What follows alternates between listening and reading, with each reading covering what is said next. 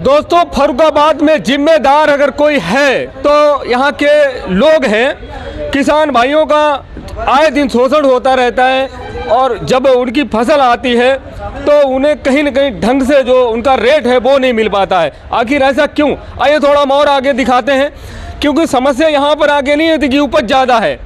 आखिर एक बात बताओ कि बाकी दिनों में आप जब वोट बैंक बनाते हो तब तो ये नहीं कहते हो कि भैया हमारा कम पड़ जाए, तब तो ये कहते हो कि ज़्यादा से ज़्यादा पड़े। अब आपको हिंदी भाषा में आपको समझा दें कि जैसे कि अभी हमारे भैया ने बताया था। चाचा ज़रा इधर आओगे? ये चाचा कह रहे हैं कि 500 रुपये में 2 कट्टा, ये वाला दोनों लोग के चले जाओ। क्या चाचा ऐसा ही है? हाँ जी। ये हमारे पास किसान भाई खड़े हैं, इनका कहना है कि 500 रुपये में इसे भी ले जाओ और इसे भी ले जाओ। ये हालात है।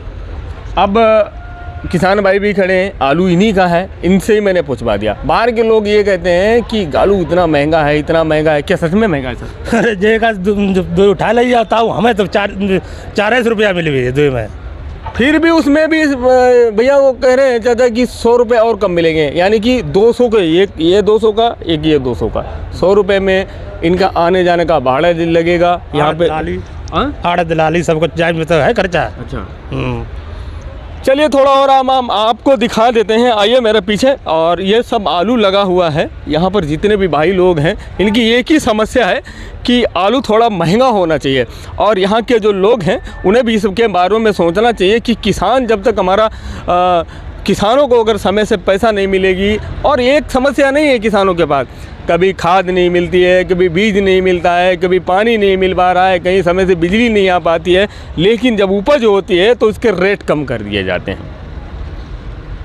और फिर भी कहा जाता है कि मेरे देश का किसान महान है। लेकिन सच में अगर दिल पे हाथ रख के देखा जाए तो हमारे भारत का किसान जो है सबसे निचले स्तर पे पहुंच गया है और सबसे ज़्यादा परेशान है।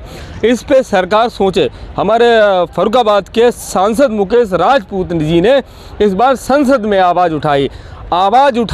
अब ये देखते हैं कि उन पर जो केंद्र सरकार है कितना एक्शन लेती है कि बस आवाज़ उठाएगी और दब जाती है।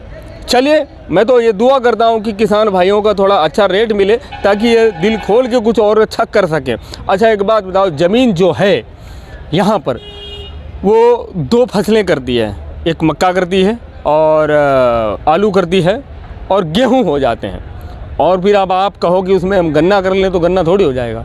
जो मिट्टी जैसी है वहाँ पर वैसा ही होगा। और बाकी आप लोगों को हम क्या कह सकते हैं किसान भाइयों, आपके लिए खैर ये सरकार तो नहीं है। अगर कोई आपके पक्ष में आता है, आपकी मदद करता है, आलू के रेट अगर बढ़ते हैं तो कहीं ना कहीं खुशी की बात है। लेकिन रेट बढ़ेंगे कब? जब तुम्हारे आलू खरीद के कोल्ड में पड़ जाएंगे, तुमसे मिट्टी के भाव पैसे ले लिए जाएंगे, उसके बाद इसका रेट बढ़ेगा।